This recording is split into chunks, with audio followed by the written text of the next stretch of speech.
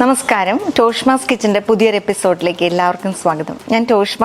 ഞാൻ ഇന്ന് തയ്യാറാക്കി കാണിക്കുന്നത് പച്ചക്കുരുമുളക് അരച്ചിട്ടുള്ള ഒരു മത്തിക്കറിയുടെ റെസിപ്പിയാണ്. ഇത് തയ്യാറാക്കുന്നത് എങ്ങനെയെന്ന് നമുക്ക് നോക്കാം.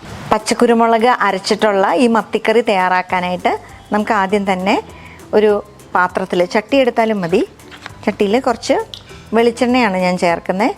ഇത് ചേർത്ത് വയ്ക്കാം. ചുമന്നുള്ളി തൊലി കളഞ്ഞ് നീളത്തിൽ അരിഞ്ഞ് വെച്ചേക്കുന്നതാണിത്. ഇതൊന്ന് ചതച്ചെടുക്കാം. ഇതിൻ്റെ കൂടെ തന്നെ ഒരു 5-6 ചുള വെളുത്തുള്ളി ചേർക്കാം. അതുപോലെ ഇത് പുളിയാണ്, വാളംപുളി, കുരുവെല്ലാം കളഞ്ഞു വെച്ചേക്കുന്നതാണ്. ഇതിലേക്ക് കുറച്ച് പച്ചക്കുരുമുളകും ചേർക്കണം. നമുക്കിതൊന്ന് കറക്കിയെടുക്കാം.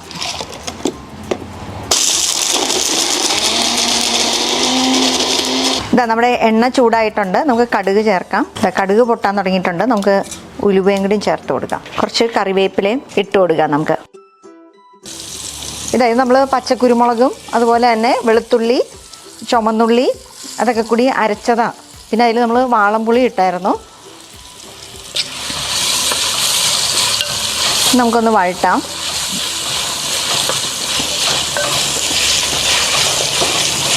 ഇതാ നമ്മൾ ഈ ചുമന്നുള്ളിയും അതുപോലെ തന്നെ വെളുത്തുള്ളി, വാളംപുളി, അതുപോലെ പച്ചക്കുരുമുളക് ഇത് അരച്ചത് മൂത്തിട്ടുണ്ട്. മൂത്ത മണമൊക്കെ വരുന്നുണ്ട് നന്നായിട്ട്. നമുക്കിനി ഇതിലേക്ക് കുറച്ച് വെള്ളം ചേർക്കണം. ഇത് മല്ലിപ്പൊടിയാണ്. ഇത് 1 ടേബിൾ സ്പൂൺ മല്ലിപ്പൊടിയുണ്ട്. ഇത് ചേർത്തു. ഇനി നമുക്ക് കുറച്ച് മഞ്ഞൾപ്പൊടി ചേർക്കാം. മഞ്ഞൾപ്പൊടി ഏകദേശം ഒരു 1/2 ടീസ്പൂൺ ഉണ്ട്. അതും ചേർത്തു. ഇനി കുറച്ച് ഉലുവാപ്പൊടി ചേർക്കണം. ഉലുവാപ്പൊടി അധികം ചേർക്കരുത്, സൂക്ഷിച്ച് ചേർക്കണം. എന്നാന്ന് വെച്ച് കഴിഞ്ഞാൽ നമ്മൾ ഉലുവ പൊട്ടിച്ചിട്ടുണ്ട്. അതുകൂടാതെ ഉലുവാപ്പൊടി അധികം ചേർത്ത് കഴിഞ്ഞാൽ ഒരു കയ്പ്പ് രസം വരും. ഇതാ നമുക്കിനി പാകത്തിന് ഉപ്പ് ചേർക്കാം. മത്തിയൊക്കെ ആണല്ലോ, അപ്പോൾ മീനിനൊക്കെ ഉപ്പില്ലെങ്കിൽ ടേസ്റ്റ് ഉണ്ടാവില്ല നോൺ വെജിന്. കുറച്ചുകൂടി വെള്ളം ചേർക്കാം. നമുക്ക് കഴുകി വൃത്തിയാക്കി വെച്ചേക്കുന്ന മത്തിയാണ്. ഇതും ചേർത്ത് കൊടുക്കാം. അപ്പം മത്തിക്ക് നല്ല അകത്ത് നല്ല പനിഞ്ഞീലൊക്കെ ഉള്ള സമയമാണ്. മത്തി നമുക്കറിയാം എപ്പോഴും നല്ല ഹെൽത്തിയാണ്. omega-3 ഫാറ്റി ആസിഡ്സ് ഒക്കെ ഉള്ളതുകൊണ്ട് മത്തിയൊക്കെ കഴിക്കുന്ന ഒത്തിരി ബ്രെയിൻ ഡെവലപ്മെൻറ്റിനും ഒക്കെ ഒത്തിരി നല്ലതാണ്. അല്ല, നമ്മുടെ പച്ചക്കുരുമുളക് അരച്ച മത്തിക്കറി, മത്തിയൊക്കെ വെന്ത് ഇരിക്കുന്നുണ്ട്. നമുക്കിനി തീ നിർത്താം. ഇനി ഇതിലേക്ക് കുറച്ച് പച്ച വെളിച്ചെണ്ണ ചേർത്ത് കൊടുക്കണം. അതുപോലെ കുറച്ച് കറിവേപ്പിലയും ഇട്ട് കൊടുക്കാം നമുക്ക്.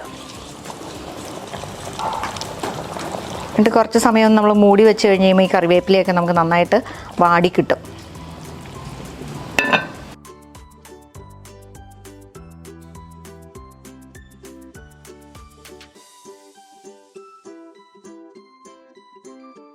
നമ്മളിന്ന് തയ്യാറാക്കിയത് പച്ചക്കുരുമുളക് അരച്ച മത്തിക്കറിയാണ്. ഈ നാടൻ വിഭവങ്ങൾ നമുക്ക് എപ്പോഴും ഒരു നൊസ്റ്റാൾജിക് ഫീലുള്ള സാധനങ്ങളാണല്ലോ. ഇത് നല്ല ചൂട് ചോറിൻ്റെ കൂടെ നമുക്ക് ഈ പച്ചക്കുരുമുളക് അരച്ച മത്തിക്കറിയൊക്കെ കൂട്ടി കഴിക്കാൻ നല്ല ടേസ്റ്റാണ്.